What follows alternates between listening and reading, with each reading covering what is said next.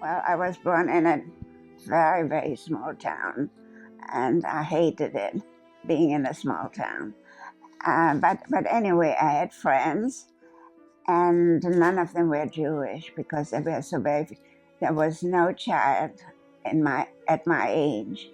There were there were children I went to school with, and but there were no Jewish. My older sister was 16 years older, and my younger sister was 14 and a half years older. So that was nothing. As a matter of fact, I was more or less brought up by my older sister, and I was scared of her. She gave me piano lessons, and for 10 years, and I still can't play a note.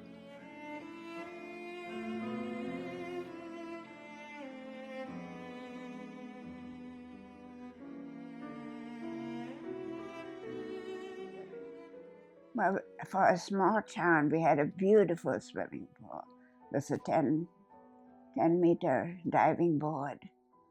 And the thing that just comes to mind, I used to go there all the time until one day a sign went up that Jews and dogs are no longer permitted.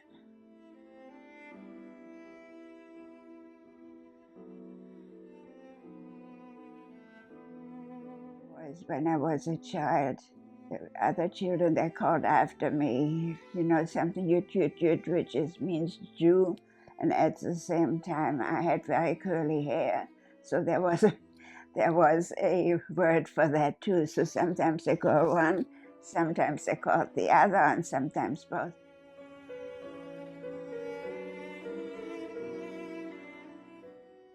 Well, we played all kinds of games. And it was her mother who said, well, when you're grown up, you won't be playing together anymore.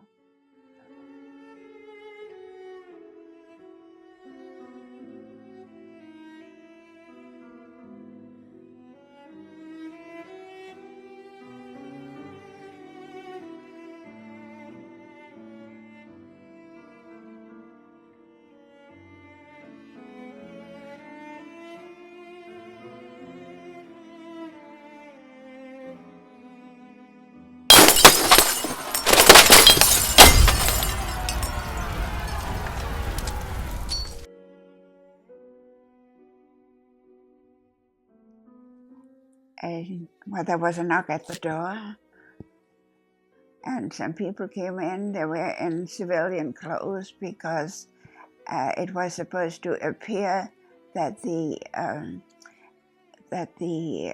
German people were enraged about the killing of this man.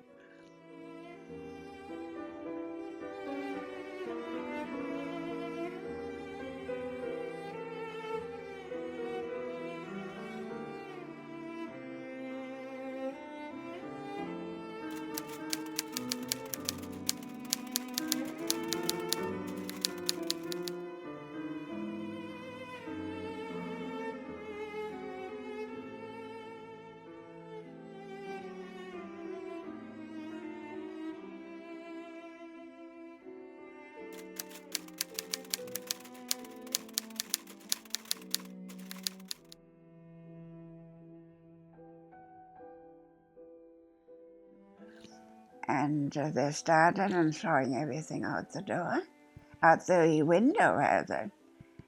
And the people, lots of people downstairs watching it, being thrilled about the whole thing. And I remember going down to see whether everything, everything they could their hand or even a piano they threw out. And so more and more people coming, and I went down to see whether anything could be salvaged, which of course was foolish of me to go downstairs, down in the street. And one girl, I remember, she threw a scarf after me, and she hoped that I would hang myself with it. Well, I saw the destruction everywhere, and the Jewish businesses had been destroyed, and the houses, of course. They knew all the Jewish houses, apparently, and they attacked everything. All these synagogues were set on fire. But they looted plenty with all these businesses that they destroyed. And they said it would be going to the poor people, but of course there was no such thing. After the apartment was almost cleared out, two stormtroopers appeared, and they arrested my cousin. At first, I thought they were, the way they shouted, I thought they were going to execute him right there and then. But what happened is they dragged him off to a concentration camp, together with thousands of others.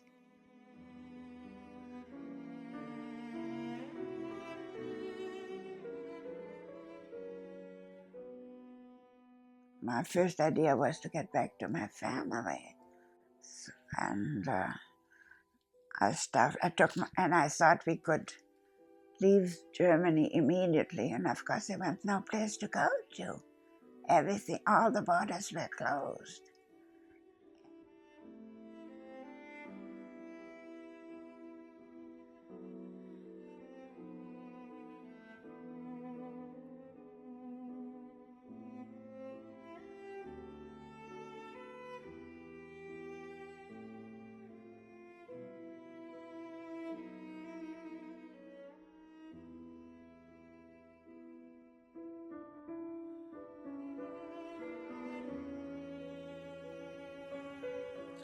They were short of domestic servants, so I became a maid.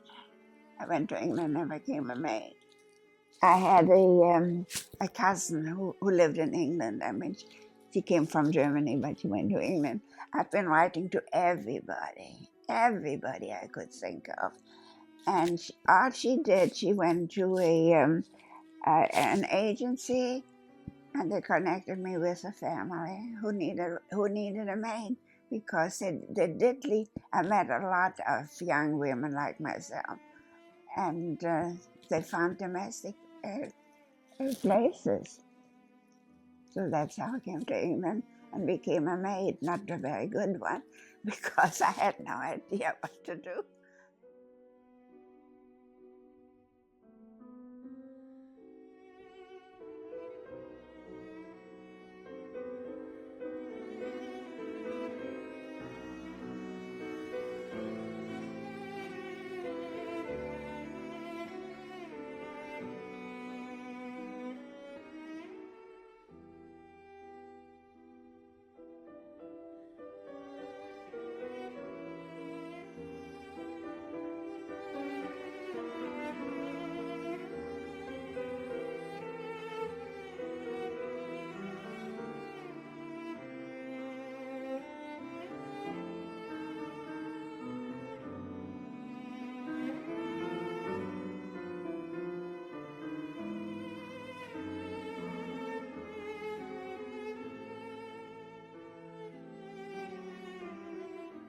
Well, the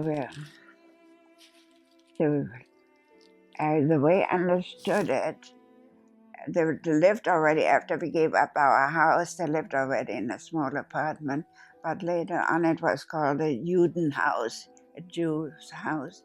So I don't know how many couples of families were put in one particular house. Well, there must have been more than one house, but they put a house, you probably just got a room as a couple. So they lived there for a while, and then they were transported out to Auschwitz.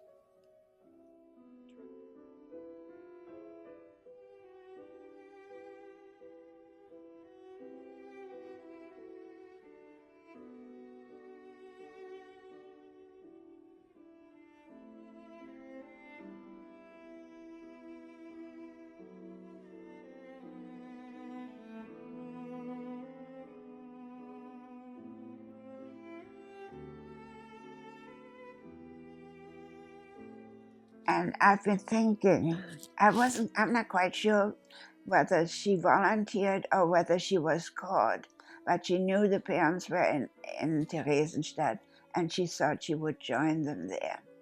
So I can just imagine her arriving there looking for them and being told, oh, they're long gone, they're long dead. I mean, I've been thinking of that a number of times.